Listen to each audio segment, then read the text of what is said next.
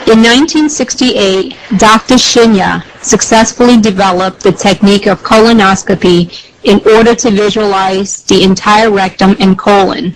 The following year, in 1969, he devised a snare cautery device and was the first to perform colonic polypectomy through the colonoscope. He has performed approximately 300,000 colonoscopic examinations and has noted that there appears to be a strong connection between intestinal appearance and lifestyle-related diseases. This video depicts a variety of different intestinal views, good and poor, related to various colonic and other diseases.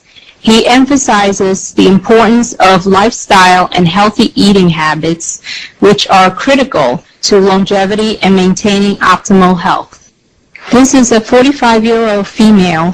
Her intestine is very soft, easily inflated by air, well-rounded, without any residual stool or mucus abnormality. She has been on Dr. Shinya's diet for over 5 years. 75-year-old female. Some fecal mucus is noted in this picture, which implies she needs to drink more Kangen water daily. This is a 38-year-old